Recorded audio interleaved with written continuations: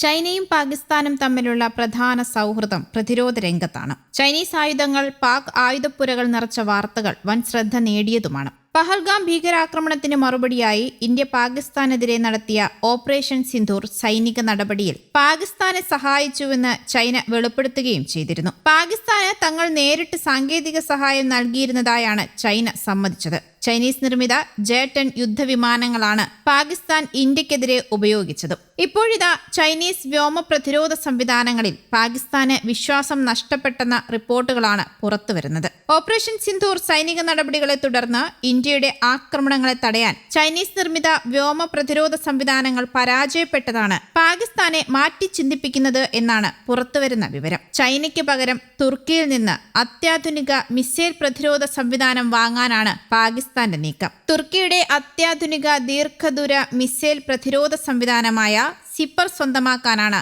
പാകിസ്ഥാൻ ശ്രമിക്കുന്നത്. നിലവിൽ ഉപയോഗിക്കുന്ന ചൈനീസ് നിർമ്മിതങ്ങളായ HQ-9, LY-18 എന്നീ വ്യോമ പ്രതിരോധ സംവിധാനങ്ങൾ സമീപകാല സംഘർഷങ്ങളിൽ പ്രതീക്ഷിച്ച പ്രകടനം കാഴ്ചവെച്ചില്ല എന്നാണ് പാകിസ്ഥാൻ വിലയിരുത്തുന്നത്.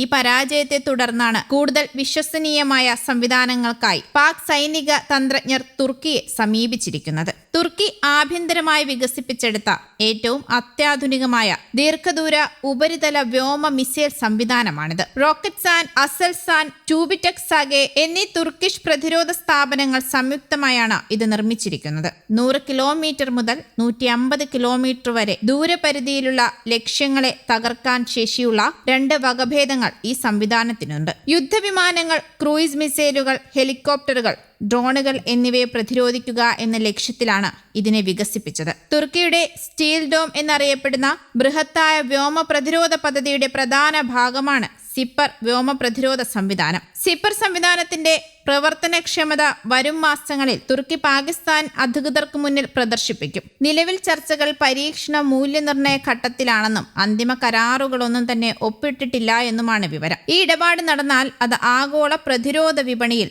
തുർക്കിയുടെ വലിയൊരു മുന്നേറ്റമായി കണക്കാക്കപ്പെടും. ഓപ്പറേഷൻ സിന്ദൂറിന്റെ സമയത്ത് ഇന്ത്യയുടെ സുപ്രധാന നീക്കങ്ങളെയും സ്ഥാനങ്ങളെയും കുറിച്ചുള്ള തത്സമയ വിവരങ്ങൾ ചൈന പാകിസ്ഥാന് നൽകിയിരുന്നു. ഇരു രാജ്യങ്ങളും തമ്മിൽ DGMO തല ചർച്ചകൾ നടക്കുമ്പോൾ പോലും ഇത്തരം വിവരങ്ങൾ കൈമാറിയിരുന്നതായി ഇന്ത്യൻ സൈന്യവും വെളിപ്പെടുത്തിയിട്ടുണ്ട്. നയതന്ത്ര പരിഹാരത്തിലൂടെയും സാമ്പത്തിക വളർച്ചയിലൂടെയും മിഡിൽ ഈസ്റ്റിൽ സമാധാനം കൊണ്ടുവരാൻ തുർക്കിയും പാകിസ്ഥാനും ഒന്നിച്ചു പ്രവർത്തിക്കണമെന്ന് തുർക്കി പ്രസിഡന്റ് റജബ് തയ്യിബ് എർദോഗാൻ കഴിഞ്ഞ ദിവസം ആവശ്യപ്പെട്ടിരുന്നതും വൻ വാർത്തയായിരുന്നു. മേഖലയിലെ സുരക്ഷാ ആശങ്കകൾ പങ്കുവയ്ക്കുന്നതിനോടൊപ്പം തന്നെ തുർക്കിയും പാകിസ്ഥാനും തമ്മിലുള്ള ഉഭയകക്ഷി ബന്ധം വിവിധ മേഖലകളിൽ കൂടുതൽ മെച്ചപ്പെടുത്തുന്നതിനെക്കുറിച്ചും ഇരു നേതാക്കളും വ്യക്തമാക്കി. ഇരു രാജ്യങ്ങളും തമ്മിലുള്ള ഉഭയകക്ഷി വ്യാപാരം $5 ബില്യൺ എന്ന ലക്ഷ്യത്തിലേക്ക് എത്തിക്കാൻ തീരുമാനവുമായി. തുർക്കി സംരംഭകർക്കായി കറാച്ചിയിൽ ഒരു പ്രത്യേക സാമ്പത്തിക മേഖല സ്ഥാപിക്കുന്നതിനെ കുറിച്ചുള്ള ചർച്ചകളും പുരോഗമിക്കുകയാണ്. പ്രതിരോധം, ഊർജം, ഗതാഗതം, വിവരസാങ്കേതിക വിദ്യ, നിർണായക ധാതുക്കൾ എന്നീ മേഖലകളിൽ